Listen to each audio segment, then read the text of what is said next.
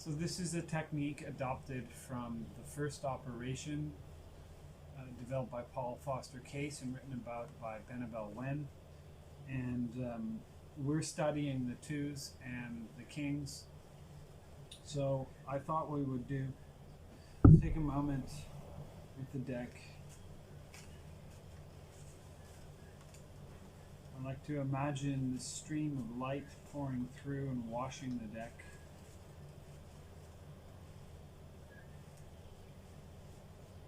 And when I feel comfortable, I'm going to stop. And I'm going to use my left hand to cut into 4 piles. This pile is now fire with a yod of tetragrammaton. This pile is now water with a hay of tetragrammaton. And this pile is now earth. This pile is now Va, and this pile is earth. Fire, water, air, earth, or spirit, emotions, intellect, and the body. So the idea is this was done before readings when the reading had a signifier. So if the signifier fell into a pile that seemed opposed to the question, for example, if it was a question about love, but the signifier appeared in the material pile, then Paul Foster Case would throw the reading out, wouldn't proceed any further. Wen has said, no, you keep going with the reading, but what you do is you contextualize it. So if it's a question about emotions, about love, which you'd expect to follow in the water pile, but it appears in the earth pile, then you realize that the major concern is materiality. So there's a material dimension to it. What we're going to do is a little bit different because we haven't chosen a signifier. Instead, what we have is 8 cards. And we've got fire, water, air, and earth, and the 8 cards are elementally coded. So you have the kings, the kings of fire, water, air, and earth, wands, cups, swords, and pentacles, respectively. And you've got the 2 of wands, cups, swords, and pentacles. So what I want to know is where they fall in these 4 piles. So I'm going to look through the fire pile, and I'm just looking for the kings and 2s. So I've got the 2 of swords,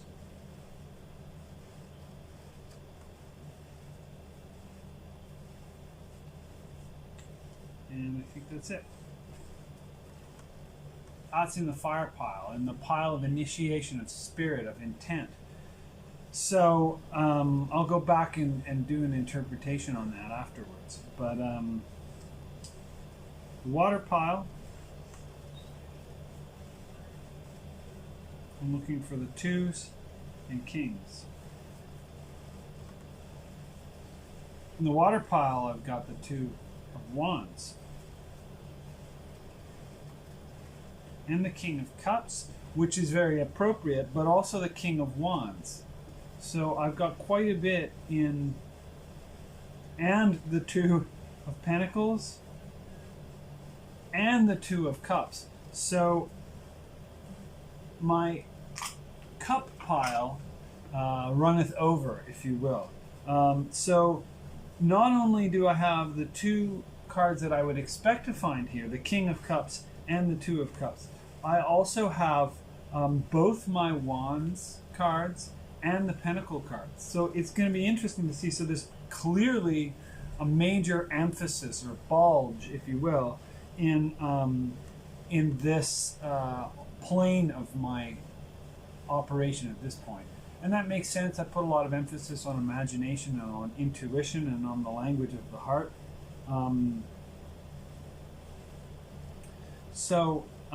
In the air pile,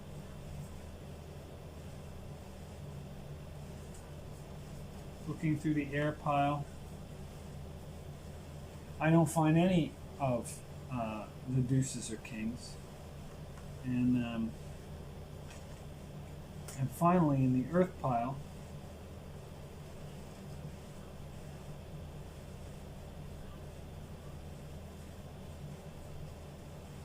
the King of Pentacles, and it's possible I've overlooked one too. So you'd expect to find the King of Pentacles in the Earth pile, so that makes some sense. Whoops. I'm looking through again, so I seem to. There's one card that I haven't found. So I think.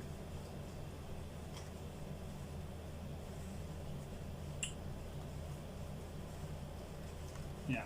So right now I have all kings. No, the King of Swords. The King of Swords is missing somewhere. I bet you the King of Swords is going to be in here. There he is. So isn't this interesting? So I've got the King of Pentacles in the Pentacles pile. So this is suggesting a harmony with my material world. Mind you, there could be a little bit more. And interestingly enough, in the air pile, I have none of the cards. They vacated the air pile, which I suppose is so. Yeah, it's an interesting case because the distribution of energies is clearly mostly in the pile symbolizing the world of water, or Baraya, imagination, emotion. So what this is interesting for me is it gives me a bit of a diagnostic. So it helps me see where I may be overbalanced and where I may be underbalanced. And I think that this is representative of current state of affairs, probably fairly local in my life, because often actually I am quite airy as a person with an academic background. I do use swordsy thinking a fair deal, but obviously this isn't really present. So there's a strong presence of imagination, and interestingly enough, the airy aspect has been migrated to towards the spiritual. So if there is a presence of rationality, it is playing a kind of spiritualized role rather than a role of, if you will, calculation. So the King of Pentacles is in the right place. I can bring more back up here.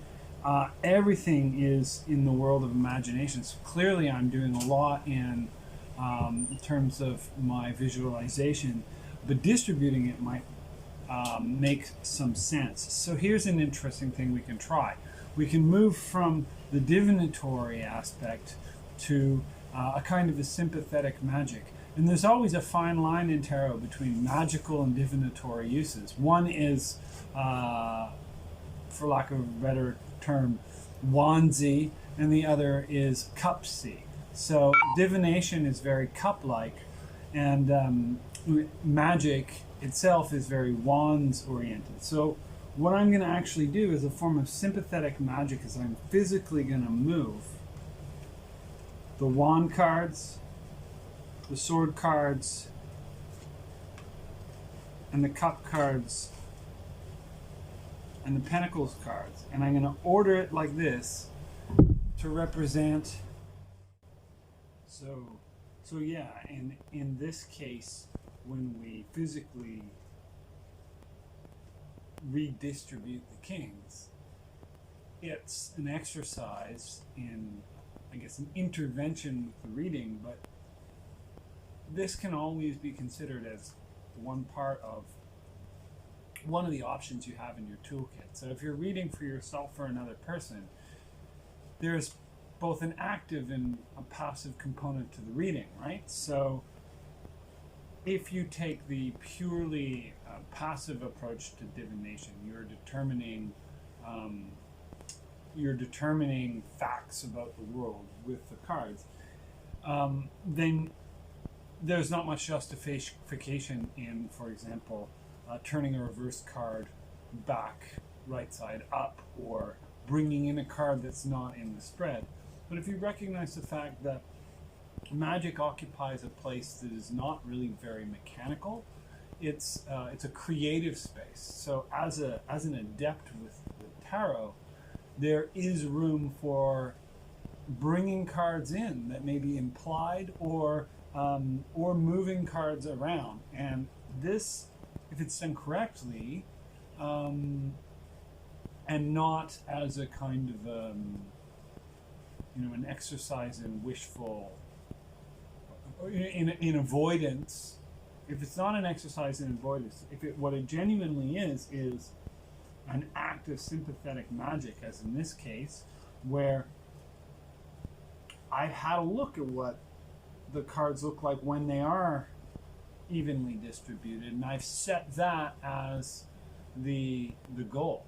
I've chosen that. So what this is going to do is, as a magical, as a kind of a onesie magical act, this will redirect the becoming, the flow of things.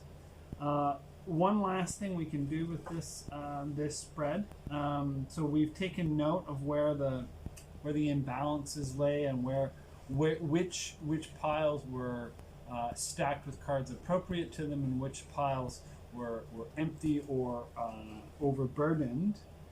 And the last thing we can do is we can actually look into the piles themselves, or draw one card from each of the 4 piles.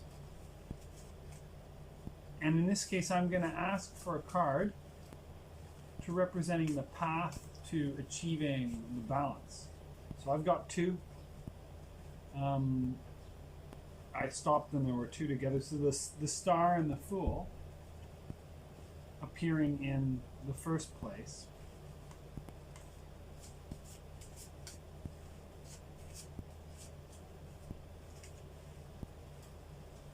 And the Queen of Wands reversed. I'm going to interpret this reversal as one of those places where it's a suggestion. I don't like leaving reversals upside down or read them as the reverse, because it's a very, the opposite meaning. It's a very, in a way, it's a very superficial difference. And usually I'm going to say that a reverse card requires an action of unreversal. So what's that action? It's an energy output. So in this case, in the cups pile, there's an energy output that's needed related to this card in order to turn it right side up. So I know that I have to put more energy into this pile perhaps than in the others, and this is where most of the cards are stacked anyways. And the Ace of Swords falls into the swords pile, which is very, very interesting. So I can read that as an indication of maybe unsheathing my sword. I mean, one of the things that I've talked about quite a bit is the art of sheathing your sword, not thinking dialectically when you don't have to, putting criticism away and using it in special circumstances. So this might be a case where getting out and writing a plan and following it through and working out the logic is the right thing to do. And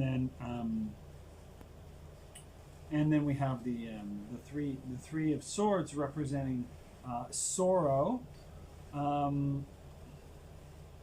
and so this is an interesting expansion of the reading, where we have corrected the initial imbalance, but we're asking for a way to achieve that, and we've got a different answer for each pile. In the case of the wands pile, it's really, it's in the Fool and the Star. This is really about grace. It's about being open to something beyond control or manipulation. So being open to a spiritual awakening, really. Um, and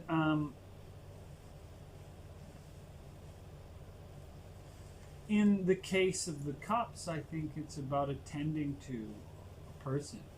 Um, and it's about attending to an energy um, with love and kindness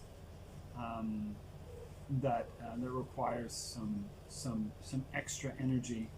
Um, Getting your thoughts straight are just about making a plan, and then finally setting your world in order may involve recognizing where there are some,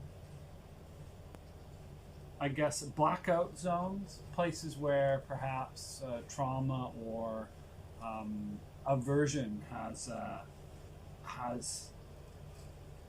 set up a camp, so we don't take care of a certain aspect,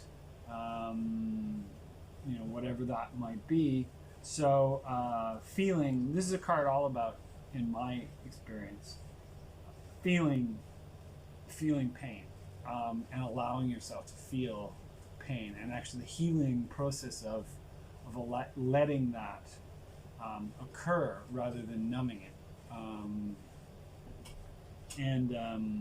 And that's a sort of a breaking of a numbness. So this is how I would interpret this spread, and you'll remember that the entire process was shuffling, cutting into four, finding the kings and the twos as they occupied the four piles. So this really ultimately does come to finding, this is a spread about finding your will, your wisdom, your Chockmah, as it is aligned with the deck. And the Tetragrammaton, Yod, He, Vav, He, fire, water, air, and earth, is very related to Chockmah. It has a very paternal sort of a vibe. And then finally, I redistributed the kings in an even way, and asking how the process of evening this out would play out. I drew a card from each of these four piles, which are isolated pools. So I think that's just an example of one kind of way of playing with the cards, and I think we can invent many spreads and many methods, and the deck is a very flexible thing. But there's a wide variety of techniques in this exercise, so you can give this a try and just ask yourself what every little thing might mean. And it's okay to make something up, right? For example, if you, for example, look through one of these and you see, wow, okay, it's almost all wands and swords. You can infer what that might mean. It's interesting. Or you can look for which which suits fall where. It's a process that doesn't have an absolute answer, but you can kind of reason it out. So ask yourself what certain conditions, such as reversals and so on, can mean, and really this process unleashes your creative intuition. So you should come out of it with an idea of how to access your wisdom, because at the end of the day, this is a spread about accessing wisdom. And you should come out of it with an idea of how do I access my wisdom in the world of fire, in the world of water, in the world of air.